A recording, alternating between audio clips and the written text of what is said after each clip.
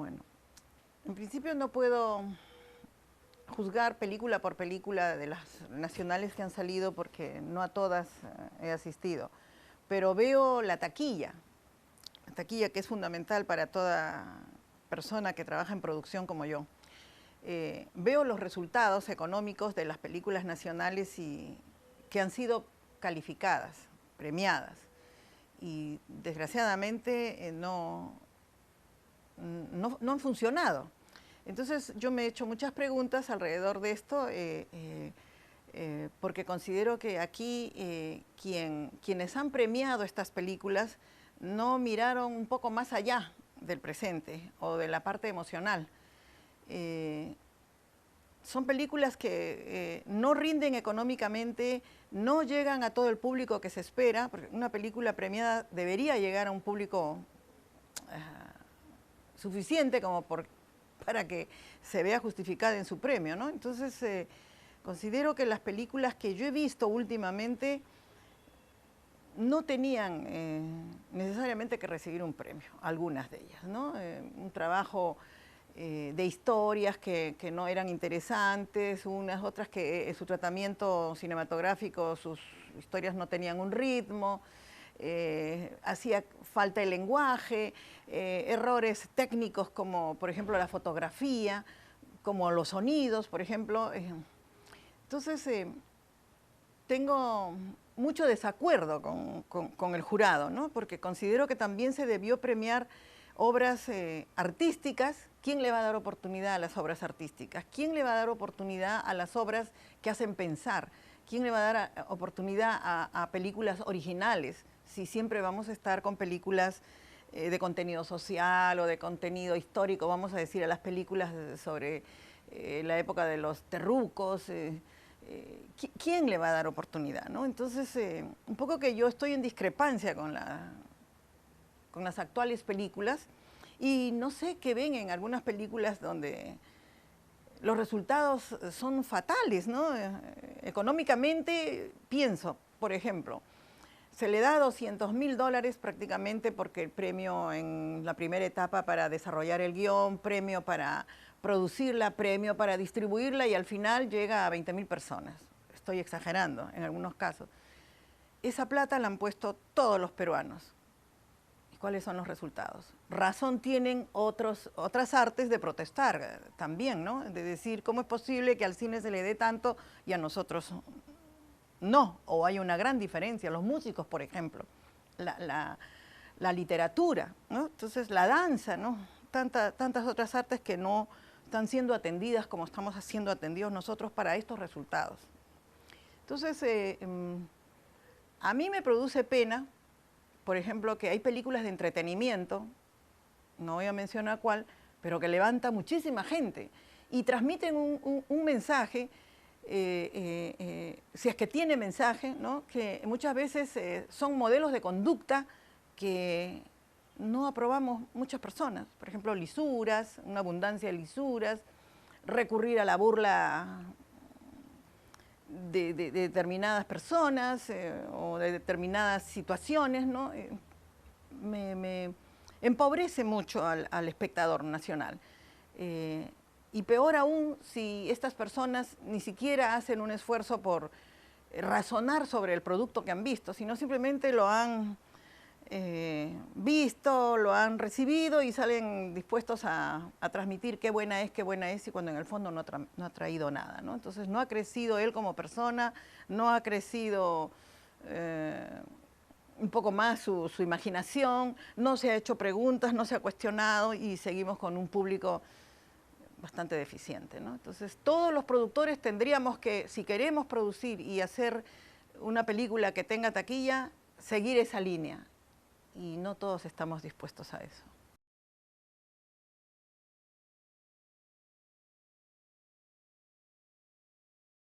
Aquí sí hay algo muy interesante. Cuando la ley 19327 funcionaba, las películas que iban al cine se hacían en soporte fílmico. Por lo tanto, el soporte fílmico era muy caro. Había todo un proceso que encarecía todas las etapas. Entonces, aquel que hacía una película sí digamos, se esmeraba en un guión, se esmeraba en un trabajo post también en cuanto a digamos, la edición, la fotografía, el sonido, y más aún cuando las películas estaban hechas no solo para un uso local, sino internacional, o sea, siempre miraban a festivales, a salir del país, a representar al país, ¿no? Entonces, estoy hablando en un 95% de las películas que se han hecho, ¿no? Porque también habían un 5% que no estaba dentro de este margen. Y estas películas, cuando se filmaban, uno filmaba pues 3 tomas a 1, era lo valedero, ¿no? Porque era tan caro que no te permitía hacer más plano. Ahora no, la diferencia es abismal, porque ahora tú agarras una tarjeta y ahí tienes 2, 3 horas de grabación, entonces haces toma 20, toma 25, o sea, ya se puede faltar el respeto al cine, ¿no? Antes no, antes teníamos un cuidado, un esmero por cada plano que se hacía, o sea, no había más de 3 tomas, ¿no? Entonces, yo considero que el cine de antes tenía más cuidado, era más prolijo, se pensaba mejor las historias, y no como ahora, que ya se aventuran, ¿no? O sea, yo veo películas, incluso no voy a mencionar, pero yo veo películas que hasta están hechas con soportes de cámaras de VH y que son totalmente distritales o provinciales, ¿no? Me parece un abuso. Y la ley anterior, además, tenía una cosa muy ventajosa, que yo la añoro muchísimo, y era que daba la posibilidad a aquel que trabajaba en cortometraje a que recuperara esa inversión que había tenido en su aprendizaje, porque el cortometraje era una etapa de aprendizaje, de un ejercicio. Aquel joven que quería llegar al largometraje podía producir 3, 4 cortometrajes ejercitándose, y cuando ya estaba seguro, que consideramos que 8, 9 cortometrajes ya uno le comienza a dar un nivel de experiencia y de seguridad sobre por lo menos posición de cámara, lentes, ¿no? Siquiera eso, escalas, ¿no? Cómo llegar al público. Ya podía pasar al largometraje.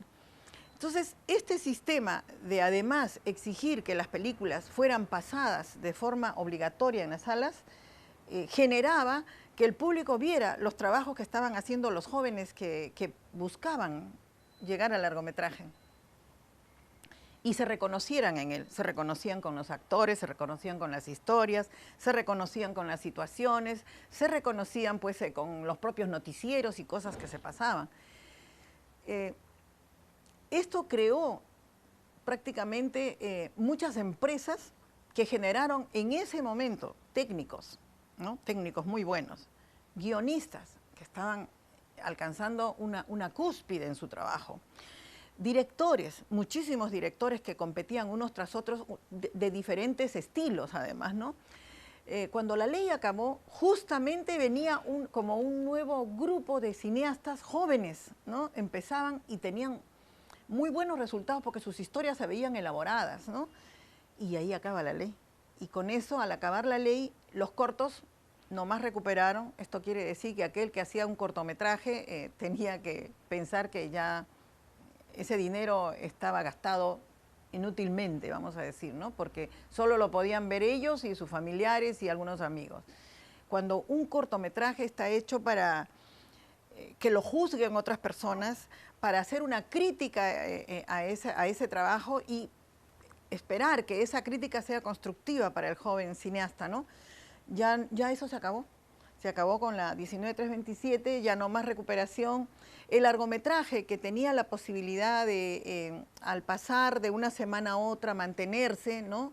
No era la libre competencia que es ahora, ¿no? Que se mide con una película de altísimo presupuesto y con grandes actores y técnicamente. No, se consideraba un poco que esta producción merecía la pena mantenerse una segunda semana si pasaba una cantidad de público, ¿no?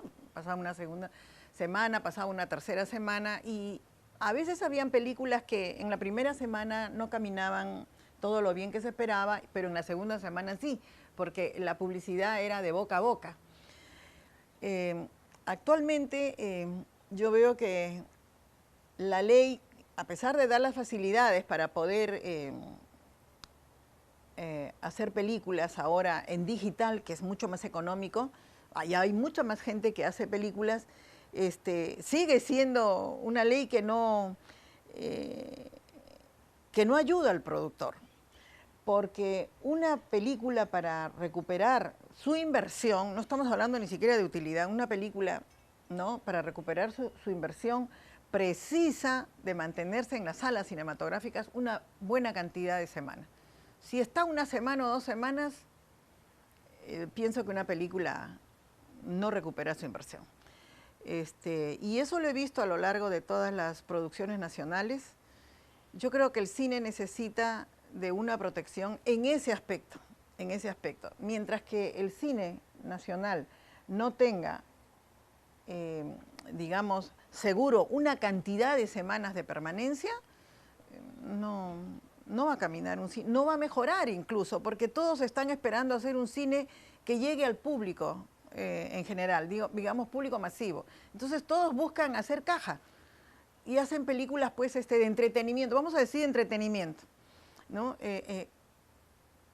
Que como en la pregunta anterior digo que no sucede nada con el ser humano, ¿no? A mí me parece terrible esa situación, ¿no? Considero que la 19327 fue muy buena porque creó directores, creó guionistas, hizo un buen grupo técnico, ¿no? Lanzó buenas imágenes afuera, buenas imágenes, y han habido directores que actualmente están muy bien posesionados gracias a esta ley, ¿no? Tenemos muchos nombres de directores que pasan los 50 años que han surgido con esta ley y que les va muy bien, pero que ahí murió toda la posibilidad, ¿no? Ahí murió toda la posibilidad.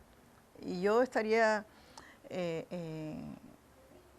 tal vez buscando que retorne algo que se parezca a la 19327, que le dé posibilidades al cortometraje de ser exhibido en las salas para que el público vea el tipo de trabajo que están haciendo los jóvenes y a su vez también se les permita una recuperación económica.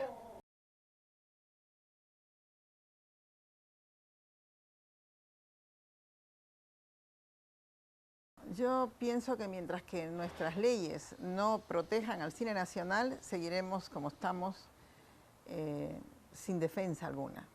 Nosotros no somos industria cinematográfica, nosotros tenemos producciones como el popcorn, unas poquitas producciones. Ser industria significa generar pues 300, 400 películas, ¿no? Anualmente y poder cubrir las necesidades del mercado. Mientras el cine nacional no tenga una ley que la defienda, considero que no va a poder sostenerse económicamente ninguna casa productora. El cine nacional necesita de una ley que no esté en competencia propiamente, no este tipo de competencia que hay actualmente, que es demasiado liberal. Yo no puedo poner una película nacional que digamos cuyo estilo, vamos a decir, sea de terror. Vamos a poner ese ejemplo, que sea de terror nacional, contra una de terror internacional. Porque la de terror internacional tendrá un trabajo mejor técnico, quiere decir de fotografía, de sonido, de musicalización, de soporte, tendrá un mejor guión más trabajado, tendrá un gran director que estará detrás, que respaldará con experiencia una película de terror contra una película de terror nuestra que de repente está en un costo de a lo mucho $200.000. Es difícil, a menos que salga pues un director que nos sorprenda realmente, ¿no? No lo veo todavía, ¿no? Porque para llegar a eso tiene que haber mucho estudio, primero, mucha investigación, mucho, digamos, conocimiento del lenguaje, ¿no? Y todavía yo no lo veo. No veo ninguno de los directores que actualmente han producido películas de esta naturaleza que la haya.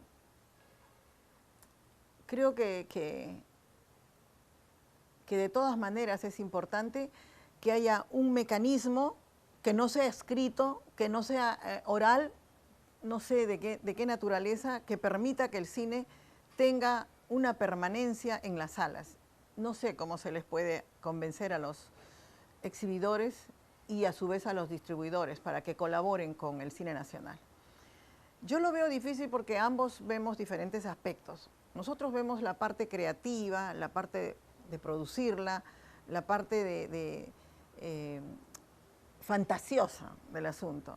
Y ese otro aspecto de la actividad audiovisual es económica, es la llegada a las salas y la exhibición. Para nada está la parte creativa allí, ¿no? Allí lo que hay es la búsqueda de una recaudación de dinero. Son dos cosas totalmente diferentes. Mientras que uno busca dinero inmediato, el otro está buscando un soporte económico para todos los que han trabajado en la película y poder continuar. La diferencia es abismal. Si esta película no tiene 4 o 5 semanas de permanencia para poder recaudar siquiera lo que ha gastado en algo, lo que ha gastado, allí termina toda posibilidad para ese nuevo o futuro director, ¿no? Y como estos casos se han dado muchos, yo lo vi en la 19327, vi que incluso habiendo películas que tenían el tratamiento de obligatoria, no llegaban a recuperar su inversión, ¿no? No llegaban ¿por qué? Porque los costos eran altísimos. La cinematografía, mientras estaba hecho en soporte fílmico, pues 800.000, $1.000.000, ¿no? Ahora no, ahora con $200.000, $250.000 puedes hacer una película y considero que en 3, 4, 5, 6 semanas en una buena cantidad de salas, 30, 40 salas, puedes recuperar la inversión, ¿no? Con una buena campaña por televisión, por los medios, ¿no? Pero no se da eso, incluso sigue existiendo lo que se llama el sabotaje, ¿no? Te mandan a una sala que queda al final, que se malogra, que no tiene buen sonido, volumen bajo, que no hay sencillo para darte tu vuelto en la taquilla. Bueno, es lamentable, ¿no? Y desconozco si actualmente hay lo que había antes, cuando yo exhibí películas, que aquí te traigo la publicidad. Bueno, no la ponían en las paredes, en los paneles, en las marquesinas, había que esperar que saquen la gran película de allí para que un día antes lo pongan, ¿no? Si eso no está bien marketeado, una película nacional antes de entrar a la sala también va mal. Un ejemplo, yo he visto ayer, ayer fue el partido de fútbol con Colombia, ¿no? Ayer se estrenaba una película de terror. Pésima fecha para salir. Pésima fecha para salir. Ojalá que le vaya bien, ¿no? Pero no puede ser que una película peruana salga con un gran evento. ¿Te das cuenta? O sea, el Oscar se transmite hoy día y hoy día sale una película nacional. Nadie va a ir, pues. Todos vamos a preferir ver una película, mejor dicho, un espectáculo gratuito en nuestra casa y además que pues surge con bombardas y lleno de publicidad, ¿no? Como es una premiación del Oscar. Entonces, nace muerto la película. Esas son cosas que, por ejemplo, prevé la distribución. Y, por supuesto, el productor tiene que estar atento a cuándo te han programado, ¿no? Que no hay un evento de esta naturaleza. Entonces, si la distribución y la exhibición no están de la mano con la producción y la dirección, nunca va a caminar, a menos que hagamos películas de entretenimiento como las que ya conocemos. Yo tengo 40 años escuchando este problema. Me voy a morir y sigue el problema de la distribución y exhibición. Yo ya no tengo expectativas de ver el cambio, ¿no? Porque son 40 años escuchando lo mismo. No ha cambiado en 40 años. Mi participación últimamente no ha sido continua.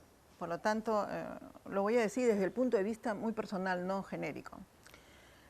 Yo lo que he visto es que sí ha funcionado este organismo, primero CONACINE, después DICINE, después DAFO y no sé qué otro nombre será en el futuro. Sí ha funcionado. Ha habido una búsqueda de cumplir con lo que manda la ley, con favorecer y cada vez ha ido mejorando. Creo que están mejorando, están buscando realmente servir al país, porque eso es servir al país, ¿no? Prever, guardar, estimular cinematográficamente a los creadores, va bien, pero hay un estímulo por la realización, por la creación del guión, por la distribución, pero no hay por la permanencia. Y ese es el más grave de todos. Porque yo pienso que si hay una recuperación económica, ese director va a continuar con más ganas, va a tener más posibilidades de creación, va a poder sostener su familia con calidad, va a poder pagar bien a los técnicos futuros, ya no necesitará tanto de la ley, o mejorará con ese dinero su siguiente producción, ¿no? Pero creo que el esfuerzo debería dirigirse por allí. ¿Cómo hacer que las películas nacionales se mantengan un periodo largo, siquiera un mínimo de 4 semanas, en cartelera? Y bien puesta, ¿no? No en la matiné en una sala, en la Bermú en otra sala, en la función de noche en otra sala, y por último no se da porque el proyector está malogrado, ¿no? Mientras haya esos mecanismos que se justifican para que la película no vaya correctamente, yo creo que la ley necesita tal vez modernizarse o buscar normas, reglas, mecanismos, o por último, algo que incentive al exhibidor a que sí busque la permanencia de las películas en la sala. Ese era un mecanismo que funcionó con la 19327 y funcionaba muy bien. De ese 10% creo que se tomaba un 30%, y eso formaba el fondo, y con eso se repartía entre todos los que habían hecho cortometrajes. Y por supuesto el largometraje tenía otra recaudación. Y funcionaba muy bien. Creó industrias, creó técnicos. Bueno, no industria, pero sí creó una gran cantidad de casas productoras, que si de haber continuado en este momento, yo pienso que estaríamos muy bien encaminados. Si aquí existió, en los años 50 ya el Perú tenía grandes películas, ¿no? Películas que por supuesto ya no existen, una que otra se ha recuperado. Pero ya había una pequeña industria, y eso que no tenía las leyes y todo, ¿no? El público recepcionaba bien estas historias. Ahora, sin embargo, ¿qué lucha que puede ser para quitarle, vamos a decir quitarle, ¿no? Disminuirle, tal vez la palabra, es ese 10%, creo que la propuesta actualmente es 10% o 30% de ese 10% municipal. Tal vez los municipios se nieguen y haya problemas, porque siempre los municipios también necesitan, pero deberíamos de encontrar un argumento que justifique esa, no puedo decir dádiva, sino ese aporte a la cultura, porque ese 10% no es nada para ellos, es una minúscula, pero para el cineasta peruano es un montón. Y para el público espectador es más, porque finalmente los contenidos de las historias que se hacen llegan a un público que lo consume. Ese contenido va a crear una cultura, va a crear una identidad, entonces, y encima va a dar un rostro al país, ¿no? Entonces, no sé si podamos regresar a esto, no sé si en algún momento los municipios cederán a esta... Obligatoriamente todos, porque si vamos a esperar que un municipio diga, bueno, yo porque creo en la cultura voy a permitir que se me disminuya un 10% bien difícil, ¿no? Sin embargo, sí creo que debería haber una norma, un mecanismo, y como en algún momento lo pensé, de repente algo que los estimule a darlo, ¿no? Que estimule al que va a soltar el dinero para que aporte esto a la cultura nacional, porque yo creo que el cine es cultura, y es una cultura cara, desgraciadamente, pero que llega a las masas, pero que nos representa hacia afuera, pero que permanece en el tiempo, ¿no? Entonces, hay que pensar siempre, no en este momento, sino hacia el futuro. Te voy a comentar algo personal, ¿no? Nosotros digo nosotros porque en algún momento con Juan Carlos Torrico tuvimos una empresa que se llamaba Películas del Pacífico, que estuvo en vigencia como 20 años. Cuando Películas del Pacífico empezó, nunca había producido cortometrajes. De frente fuimos al largometraje. Y ese largometraje lo hicimos con financiación del banco. Mira, el banco nos comió con zapato y todo. Esa fue una razón por la que yo siempre, de ahí en adelante, comencé a pensar que es mejor no trabajar con tus propios recursos, y digo tus propios recursos, préstamo bancario, al que te pago con mi casa, que te vendo mi terreno, o que a mi mamá le pago posteriormente, no, nada de eso, porque todo lo que es a futuro, en la expectativa de que terceros participen, puede que no se logre. Aún siendo créditos muy flexibles, no sé de qué manera se le puede garantizar al banco que el producto que tienes va a rendir buenos resultados. No lo sé, no conozco qué mecanismos hay que tener para decirle al banco, esto te aseguro que tiene retorno, ¿no? Entonces, si eso no es así, pierdes tu casa. Yo he visto cineastas que han perdido su casa. Tengo amigos que han perdido su casa y entonces tal vez, no sé, no podría ya a estas alturas opinar sobre eso, ¿no? Tengo mucho temor por lo que yo viví. A mí el préstamo bancario generó que la parte que yo trabajaba, por ejemplo, yo trabajaba de productora, yo trabajaba de sonidista y de editora y de postproductora. En todas esas etapas creativas tuve que correr en el tiempo. De repente lo que se debió hacer en 6 meses lo hice en 3 meses. Y eso genera que la fantasía, que la creación no esté presente porque estás más preocupado en llegar a tiempo a lo que has prometido al banco, ¿no? Te genera ausencia de creación y de lenguaje. Y si bien la película que nosotros hicimos con préstamo bancario no requería de todo esto, gracias a Dios funcionó y pudo pagar todo el préstamo más todo lo que vino de interés, mora, diferencia el cambio de los soles al INTI, el INTI después fue una desgracia realmente. Tuvimos ese periodo, yo lo experimenté. No sé, de repente en un periodo de estabilidad sea diferente, ¿no? Pero nadie puede asegurar cuando estamos en periodos de estabilidad. No sé qué falta para que el productor pueda prestarse del banco con seguridad de que va a ser un éxito y no pierda después lo que puso en prenda, ¿no? Su casa, o su carro, no sé, ¿no? Su estabilidad y su seguridad, su calidad de vida también, ¿no?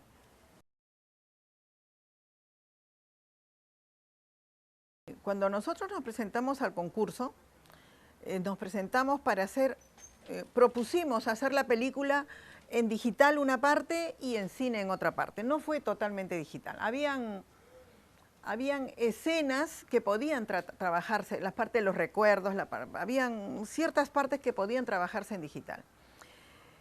Cuando con Armando nos sentamos y vimos que Laboratorio no nos iba a facilitar un crédito tan grande, porque nuestra propuesta era filmarlo en soporte fílmico, 35 milímetros.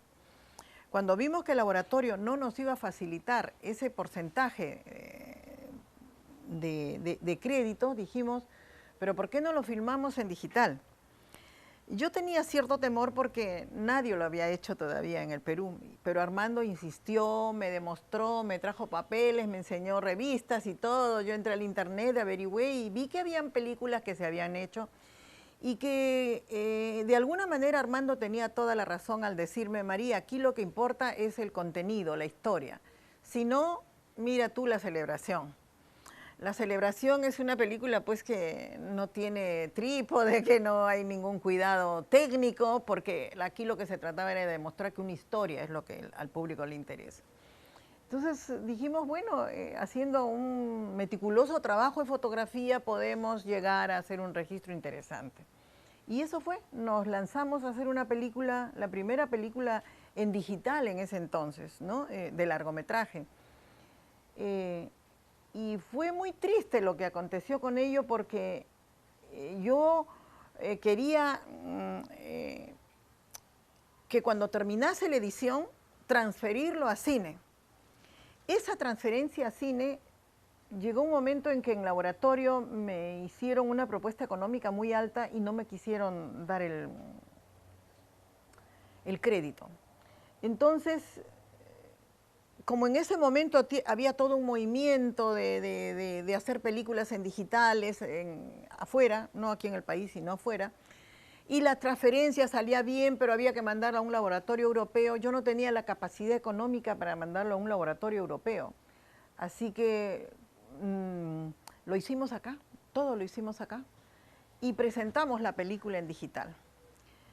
Naturalmente que esta película jamás pasó pues por un laboratorio donde hubo el tratamiento del Da Vinci, de llevar a la coloración, trabajar un etalonaje, no hubo nada de eso. Entonces, por la presión que teníamos en el tiempo, era un año, no es como ahora que es 2 años, era un año que teníamos para hacer todo. Yo pedí postergaciones y realmente la ley no te exigía que sea en cine, la ley era genérica, pero las normas era lo que había cambiado, no la ley, las normas. Entonces nosotros apelábamos a la norma de que siendo que la tecnología iba cambiando, que se nos permita presentar la obra en digital, hubo mucha oposición, nos pidieron la sanción nuestra, y no pensaron, en este comité no pensaba que era el futuro del cine era el digital.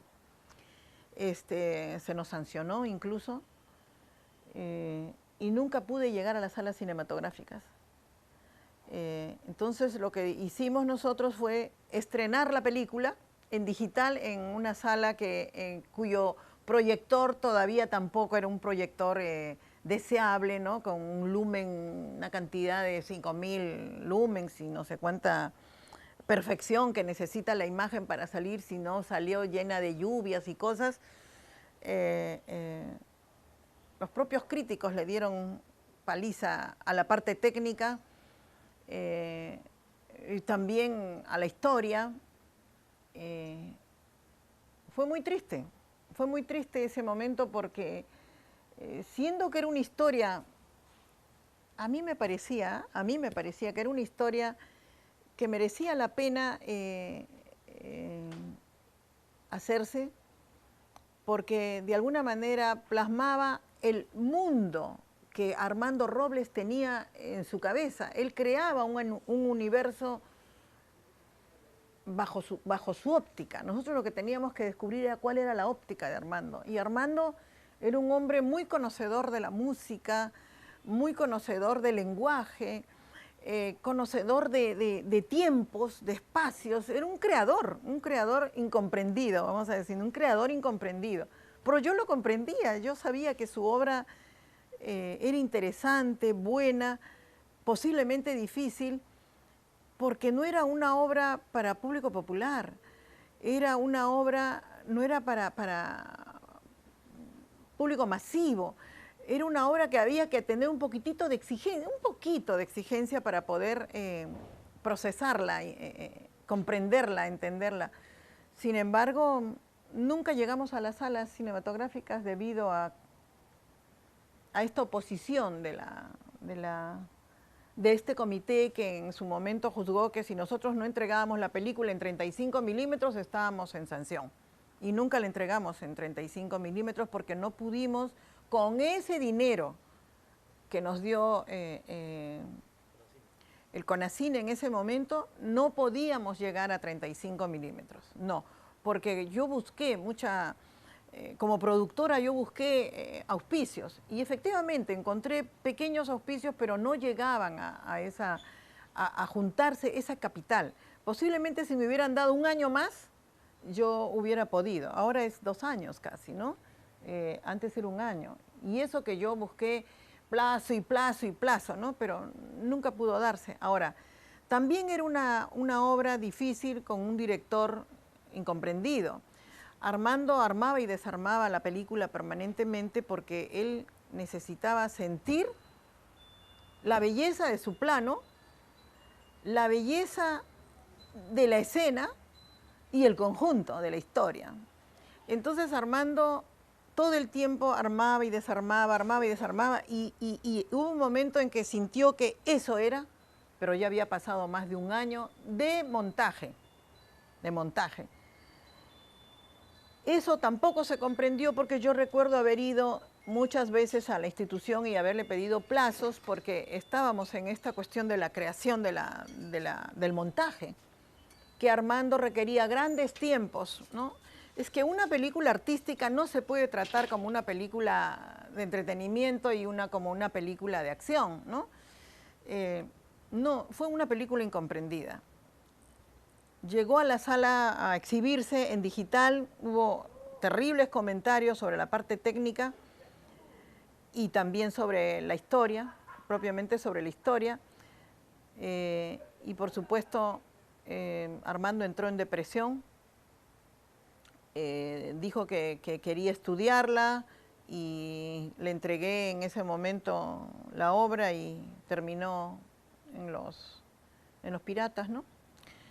Es una obra que no la han visto y bien merecería la pena lanzarla, ¿no? Lanzarla en los cines para que la película se aprecie totalmente desde ese universo que Armando creaba, ¿no? A mí me agrada, a mí me gusta, creo que no es difícil. Es un director incomprendido, pero que tenía mucho conocimiento. Yo lo admiro a Armando en todos sus trabajos. Yo creo que un productor lo que primero necesita es un gran conocimiento de lo que es un guión. Si el guión no tiene los requerimientos, uno, de ser un guión que atrae, que convoca, que interesa, con un tema muy humano o vamos a decir de repente de entretenimiento, ¿no? O un tema artístico o un tema de acción que nos haga pensar, no sé.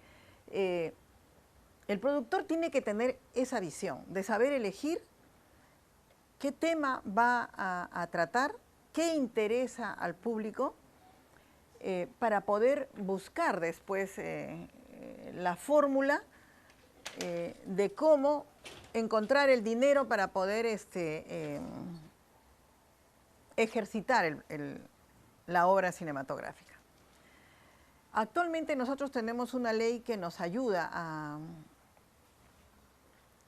en algo a poder producir una película. Pero el premio que nos da tampoco cubre el costo de una película. Entonces, creo yo que si las películas que actualmente se premian,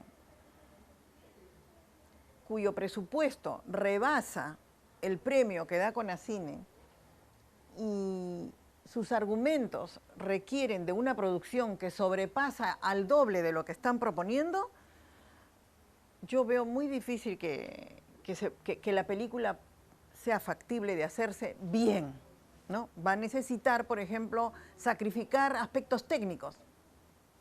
¿Para qué? Para que los costos bajen.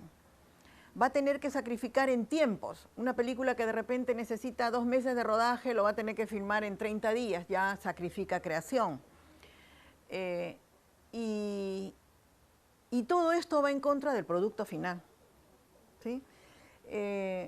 Yo creo que la ley lo que necesita en principio es que se cumpla, primero. Y cuando hablo de que se cumpla es que permita que el cine nacional permanezca en sala cinematográfica el tiempo que requiera para poder recuperar su inversión. Su inversión, no estamos hablando de utilidad.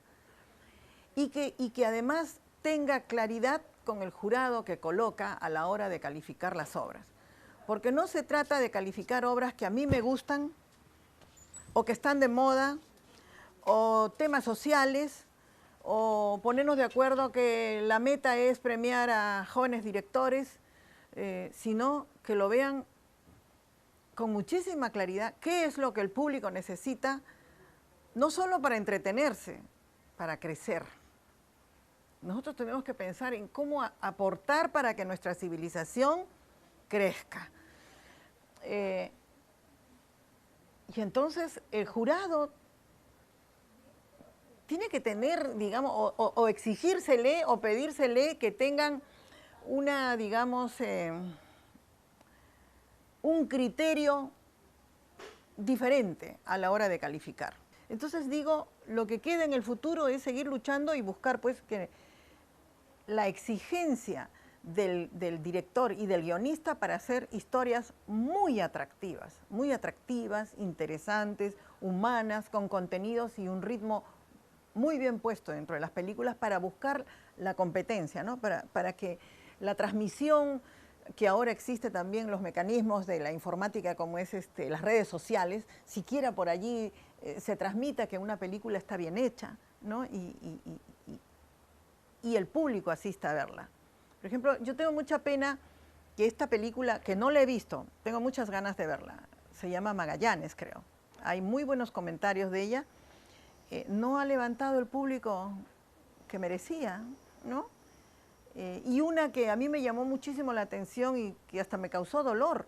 Yo vi una película que se llamaba Días de Santiago. Muy buena, muy buena. Vino con muchos premios y laureles y publicidad a exhibirse en el país. ¿Y cuánto llevó de público? Una miseria, una cosa espantosa, dolorosa. Entonces digo, acá hay que mejorar, digamos, el entendimiento del público, ¿no? Hay que mejorar los contenidos para que el público aspire a tener un contenido que le haga crecer como ser humano, no que lo divierta así y no sabe ni lo que ha visto, simplemente se ha divertido.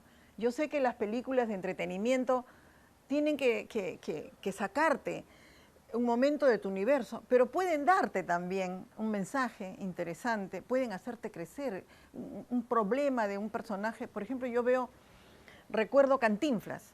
Cantinflas te transmitía a ti un mensaje, ¿no? Era interesante, te hacía reír y había un mensaje, algo así. Si hay algo por lo que hay que preocuparse muchísimo, es por la historia, la importancia del guión. Con una historia interesante, con una historia humana, atractiva, sencilla, uno puede hacer una película factible de llegar al público. Con una parte técnica interesante, digamos, buenos jefes de área, fotógrafo, sonidista, montajista, podemos tener la certeza de que